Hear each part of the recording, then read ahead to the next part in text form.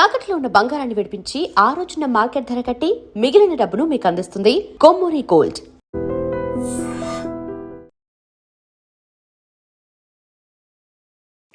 Welcome to I dream. నేను ఉదయశ్రీ.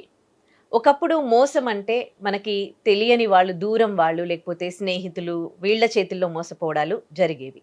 కానీ ఇప్పుడు మోసము ఎవరినైనా చేయొచ్చు, ఎవరి చేతిలోనైనా కూడా మనం మోసపోవచ్చు. తల్లిదండ్రుల చేతుల్లో పిల్లలు కావచ్చు, ప్రేమించిన వాడి చేతిలో పార్ట్నర్ కావచ్చు, ఎవరినైనా మోసం చేయొచ్చు అనమాట. అయితే మోసపోగానే ప్రాణం తీసుకోవడమో, ప్రాణం తీయడమో జరుగుతోంది. ఇదేనా దీనికి సొల్యూషన్? రీసెంట్‌గా ఎల్బీ నగర్‌లో గోవర్ధన్, సరిత ఇద్దరు ప్రేమించుకున్నారు. వాళ్ళు పెళ్లి చేసుకొని కూడా 1 ఇయర్ అయితోంది. వాళ్ళకి బేబీ కూడా ఉంది. కానీ సరిత గోవర్ధన్‌ని మోసం చేసి, ఆ బాబుని వేరే వాళ్లకు ఇచ్చేసి గోవర్ధన్‌తో ఉండకుండా వెళ్ళిపోవడం జరిగింది. దీంతో మనస్తాపానికి గురైన గోవర్ధన్ ఆత్మహత్య చేసుకున్నాడు. చాలా చాలా బాధాకరం ఇది. గోవర్ధన్ ఎంత మానసిక క్షోభ అనుభవించి ఉంటాడు. గోవర్ధన్ లాగా చాలామంది మోసపోతూ ఉన్నారు. అమ్మాయిలు మోసం చేస్తూ ఉన్నారు, అబ్బాయిలు మోసం చేస్తున్నారు.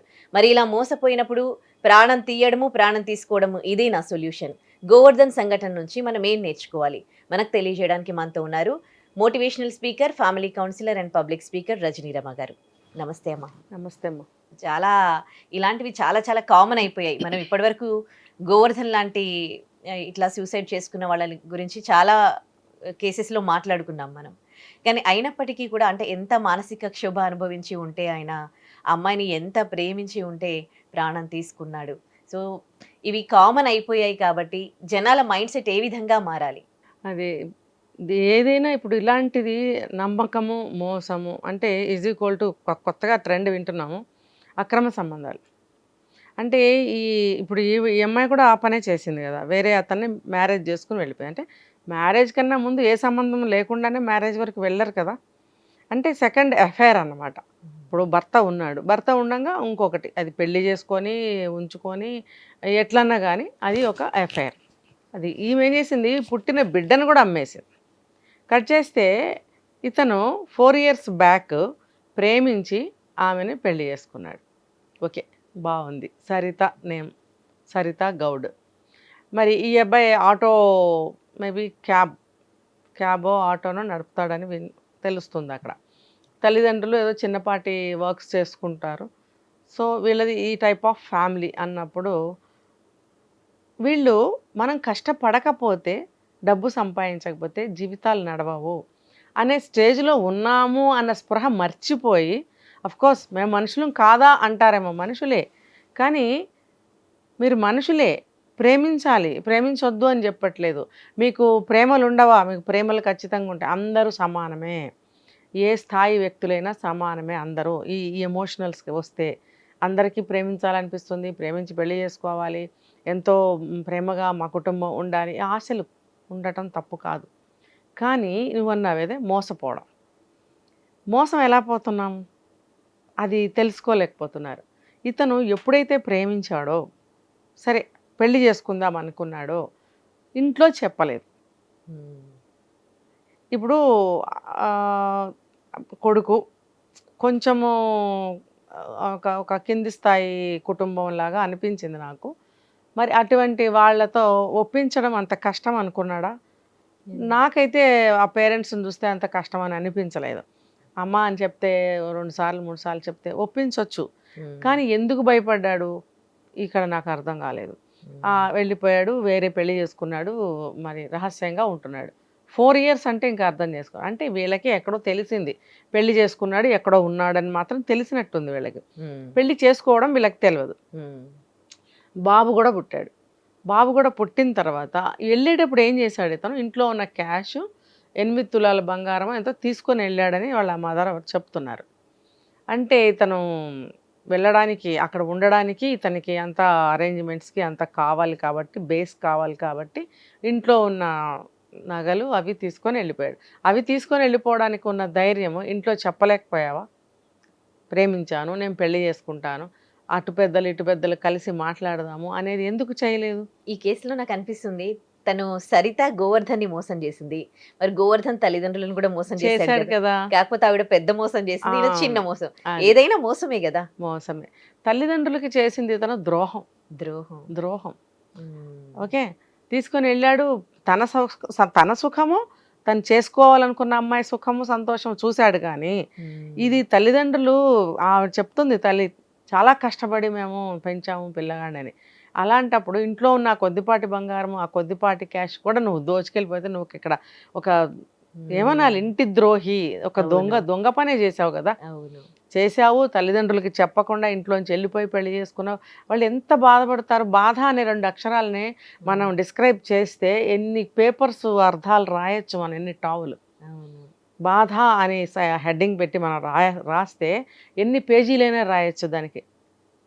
అర్థమైందా?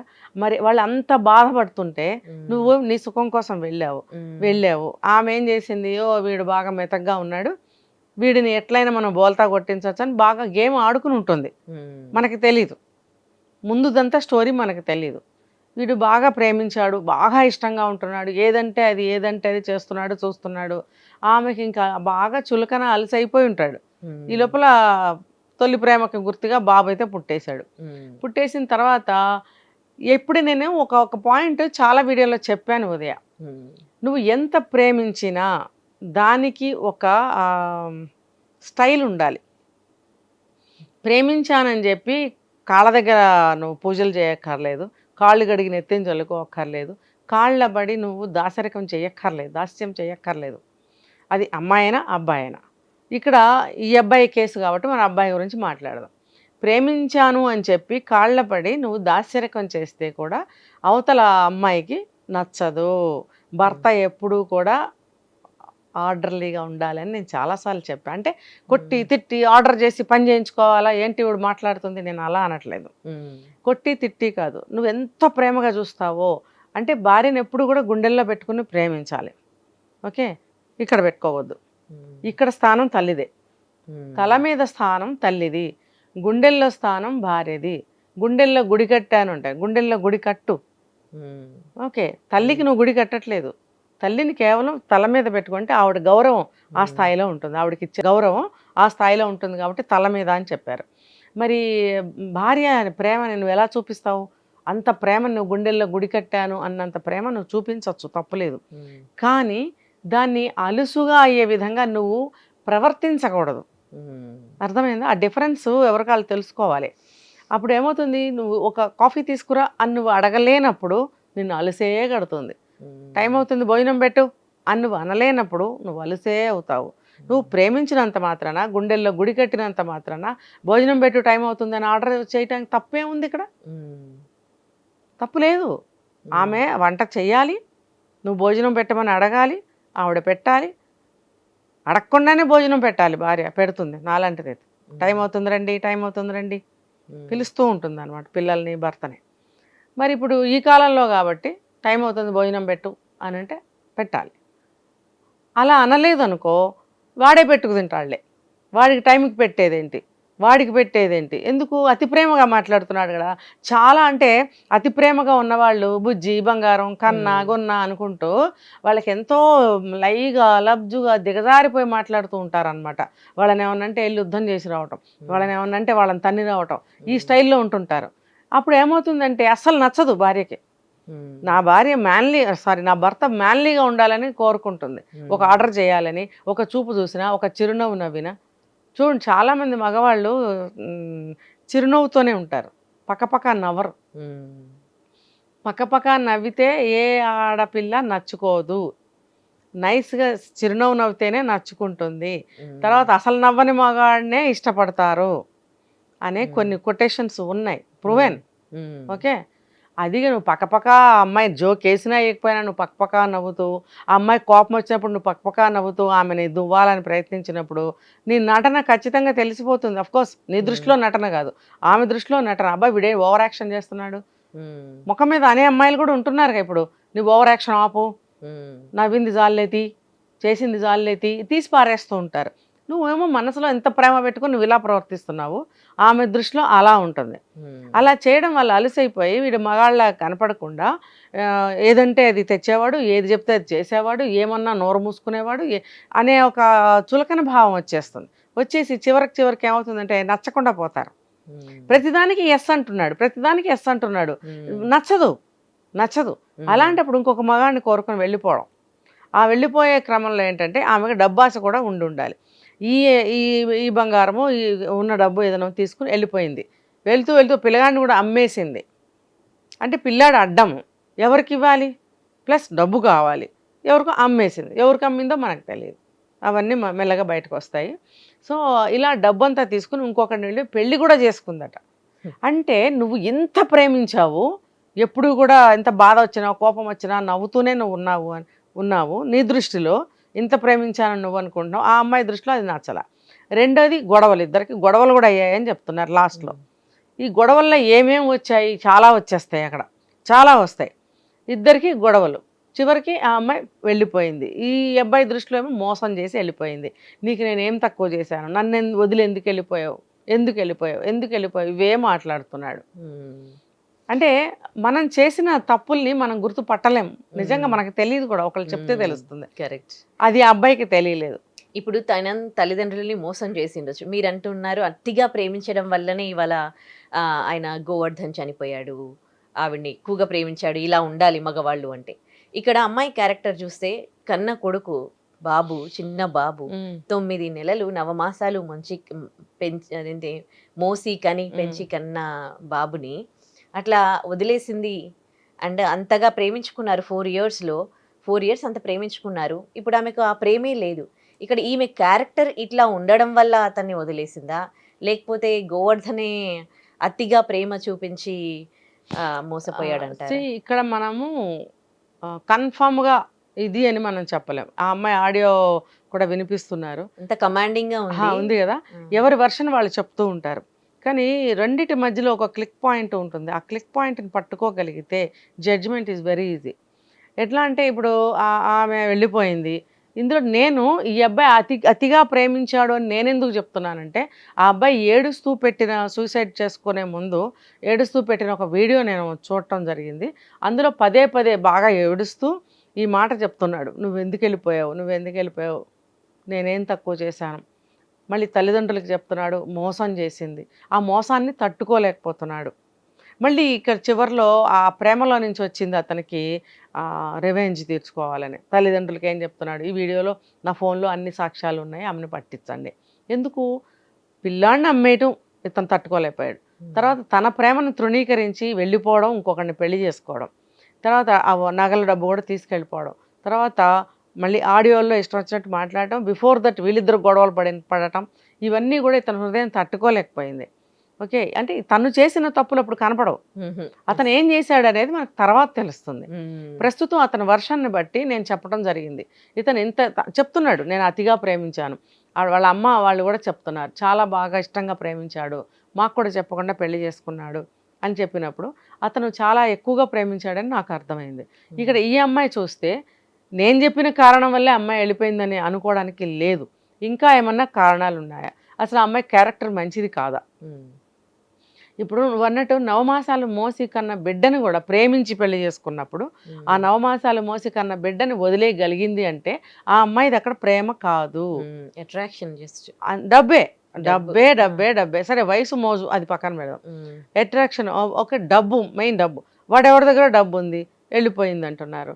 రేపొద్దున వాడి దగ్గర డబ్బు తగ్గుతుంది, ఇంకోటి దగ్గర డబ్బు ఉంటుంది, వెళ్ళిపోతావా. సో ఇక్కడ ఈ అమ్మాయి క్యారెక్టర్ నాట్ కరెక్ట్.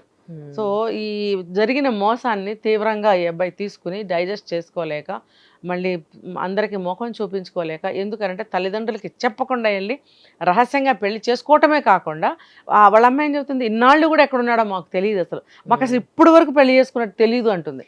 నేను ఫస్ట్లో ఒక మాట చెప్పాను, పెళ్లి చేసుకోవటం వాళ్ళకి తెలుసేమో అన్న, కానీ ఆవిడ చెప్పిన మాటలను బట్టి ఇప్పుడే మాకు తెలిసింది పెళ్లి చేసుకున్నట్టు, పిల్లాడు ఉన్నట్టు అని అంటుంది. అంటే నువ్వు తల్లిదండ్రులకు కూడా నువ్వు మోసం చేసావు ఇక్కడ.